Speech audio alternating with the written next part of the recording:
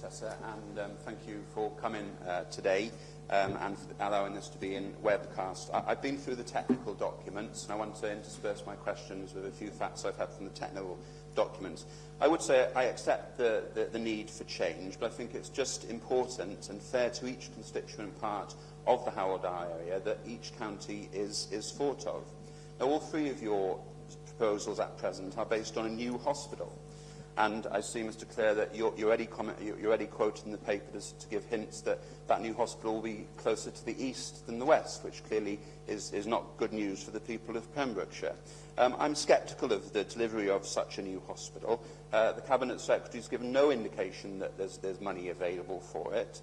And also we need to look at the Cwmbran Hospital project, I feel, first talked about in 2004 and due to be open in 2022. Now, if that's replicated, I'll be well into my retirement age using this new hospital. I see from your presentation you're talking about delivery by 2025. I will be, quite frankly, amazed if that actually happens. And, of course, look at the track record of the Health Board for taking services away, neonatal, some neonatal and special care baby unit services, on the assumption that new services are going to be, in this case, in Glangwili. The funding was only agreed last month for that. So my first question is, given the track record and the experience of the Cwmbran Hospital, I wonder, could you outline how any of these proposed options will help you in the short or the medium term? Turning to the technical documents, the Estates and Buildings document, I was shocked to read that there's a backlog of maintenance of your 4 hospitals.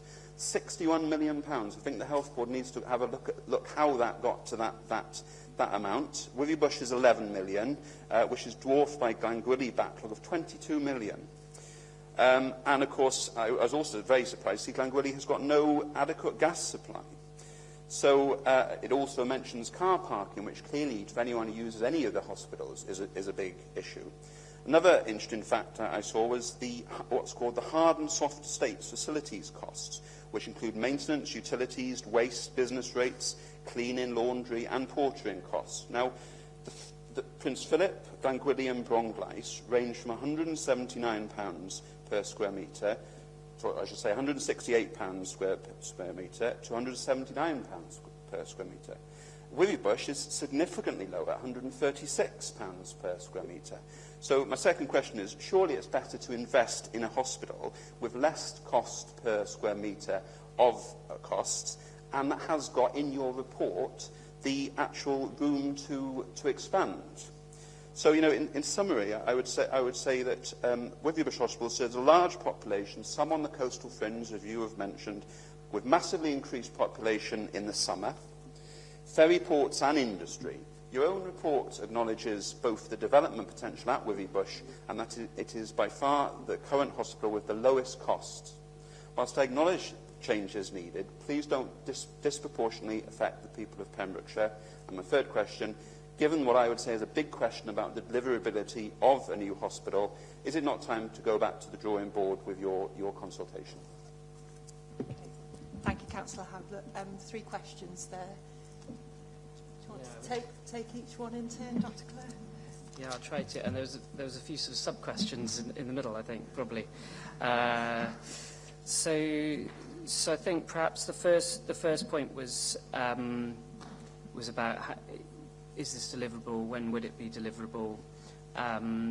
I think, look, we have to go through a business case development process, which would be the same for every public sector organisation to be able to secure capital money. And before we do that, of course, the Welsh Government can't announce the money because they need the business case. The problem is the business case, of course, costs quite a bit of money, and we can't prejudge the consultation part because we need to listen to everybody's views. So there's a chicken and egg issue with that. I suppose in terms of the delivery of the programme, the whole strategy isn't just based on the new build. Actually, it's based on a transformed community and primary care system. And I think that is the area of the system that needs work immediately and needs to be in place by the time a new build happens. I appreciate the experience in East Wales in the Gwent, although there are other experiences across the UK where new builds have been much quicker when there's been a very clear strategy in place. In terms of the location, which I would say is one of the sort of sub-questions in there, this is an important point, so I'm glad you've raised it. There is, of course, the whole reason that we aren't proposing to for Glangwili Hospital or Carmarthen to be the site of the acute hospital is the rural coastal Pembrokeshire population. So it's important that we bring those services that currently people have to travel to Glangwili for much closer to the coast. And it's important that those services aren't located, the hospital isn't located too far east. The issue, though, is in the same same sort of concern for the population of North Carmarthenshire, but also, and even perhaps more important concern, would be that if we move the hospital too far west, there are some specialties where you need a certain amount of throughput for that specialty to be sustainable. And that means for the doctors, either in training or in their daily work, to see enough of the complex cases to keep them upskilled.